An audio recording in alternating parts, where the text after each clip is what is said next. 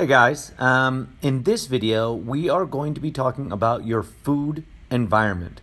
And this is a really important topic that actually might go further than just about anything else to helping you stay on track. So the first thing we'll start with is understanding that willpower is a limited resource. Studies have shown that we make up to 200 decisions per day related to food. And if you think of willpower as a limited resource, that means that the more decisions you make, the more willpower it requires. And the more likely you are to eventually run out of that willpower and start making poor decisions when it comes to your food. So in the book, Slim by Design, the author Brian Wansink, I don't know if I'm saying that correctly, said it's easier to change your environment than to change your mind. And that makes a lot of sense for those of us who have tried to make changes in our nutrition habits before and failed. If you didn't change your environment and you just hoped that willpower would be enough, I'm sure that most likely you found that eventually fell off track. So to give ourselves the absolute best chance to succeed, we should design our food environment to support our goals. So there was an interesting study linked to weight and the food left out in visible areas. So, for example, if people who left breakfast cereals, junk food, sweets, crisps out were on average 21 pounds heavier than the control group that did not do that. And going the reverse direction, those that left healthy foods, fruits, and vegetables out in visible areas in their kitchen were up to 7 pounds lighter than those that didn't leave anything out. So, although these are demonstrating correlation, not causation, it makes a lot of sense that if we have unhealthy foods really visible, it's going to start triggering us and tempting us to eat those foods. Whereas if the foods that we can see that are visible and convenient are very healthy for us, we're more likely to choose them as a snack. And we can see how this could impact our willpower. Every time we see a food, it's something we should not be eating related to our goals. It's going to make our it's going to test that willpower again and again and again. And remember, that willpower is a limited resource. So we're going to give you some steps to create a better environment, a healthier environment that works for you instead of against you. Step 1, declutter your kitchen.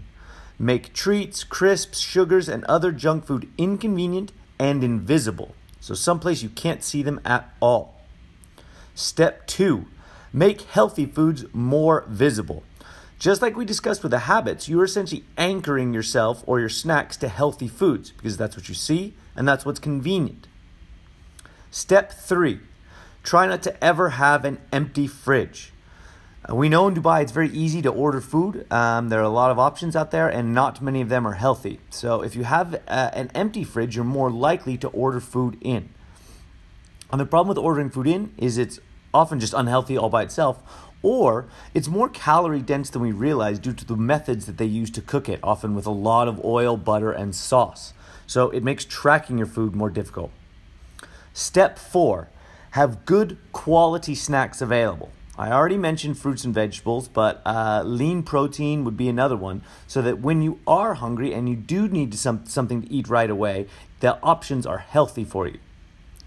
Step 5, make your kitchen less loungeable. I know that's a strange term, but essentially studies have indicated that the more time we spend in the kitchen, the more likely we are to overeat. Even if our snacks are healthy, we still might eat too much of them. So if your kitchen is not a place where you end up wanting to hang out a lot, you're less likely to spend time there, less likely to overeat. Step 6 for your home environment is to remove trigger or binge foods entirely. So think of the type of food that you would really overeat a lot of. For me, it's chocolate chip cookies. If I buy a package of chocolate chip cookies and I am in a weak willpower moment, I will eat the entire package. So if that's crisps for you or any other type of food that you will eat way too much of or finish entirely, you just remove those from the house. Those are not an option for you. All right? So those 6 steps will help you create a nice home environment. Let's talk about the workplace environment, which is also really, really important, especially for a lot of us here in Dubai with stressful jobs. The same study I mentioned earlier showed that the average office worker has 476 calories in their desk or within arm's reach of their desk.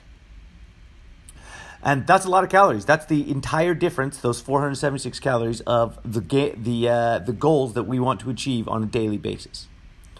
The study also showed that people with sweets or chocolates on their desk were an average of 15 pounds heavier.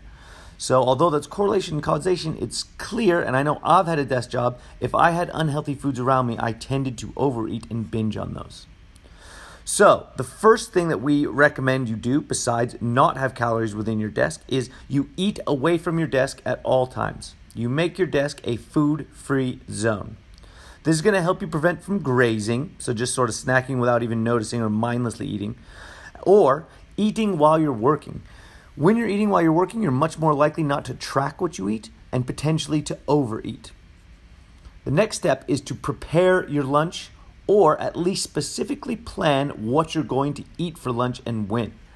We'll discuss this a little further in the meal prep lesson, but for now, we know that we're less likely to overeat if we don't wait until we're hungry or rushed, okay? If you're eating while you work, you're going to potentially overeat, and if you wait until you're starving, you're going to choose the quickest option, which is almost never a very healthy option.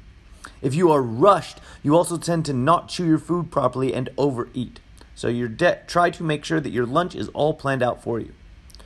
So, in summary, willpower is not enough. We want you to take control of your environment, and then it will be working for you and towards your goals instead of against you.